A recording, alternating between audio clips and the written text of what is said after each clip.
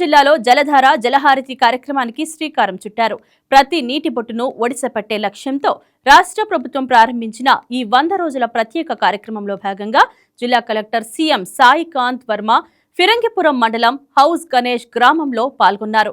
చెరువుల అభివృద్ధి, నీటి నిల్వ సామర్థ్యాన్ని పెంపొందించడం, భూగర్భ జలాలను సమర్థవంతంగా వినియోగించడం వంటి అంశాలపై ప్రత్యేక దృష్టి సారించారు.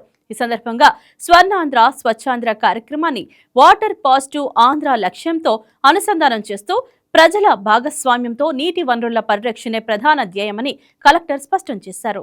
కొన్ని అంశాలు మనమందరం గుర్తుపెట్టుకొని మనకి రాబోయే వర్షాకాలంలో పడే ప్రతి ఒక్క నీటి బిందువుని మనం దాన్ని సంరక్షించుకోవాలి.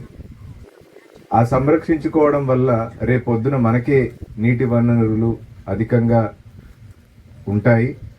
తద్వారా మనకి సాగు కానీ లేదా ఇతర యాక్టివిటీస్కి ఉపయోగపడుతుంది అనే ఒక సదుద్దేశంతో ఈ కార్యక్రమాన్ని చేపట్టడం జరిగింది.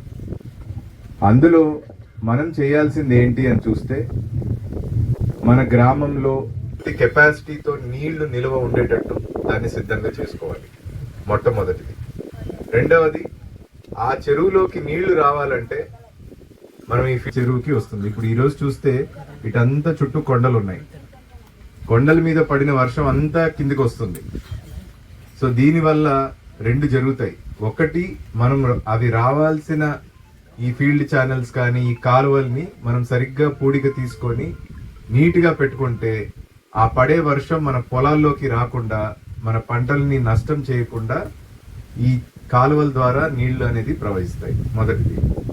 రెండవది, ఆ వచ్చిన నీళ్లు చెరువులకి చేరడం వల్ల అందులో ఎక్కువ రోజులు మనకి నిలువ ఉండే అవకాశం ఉంటుంది. Please subscribe to YK TV Network. Please subscribe to YK TV.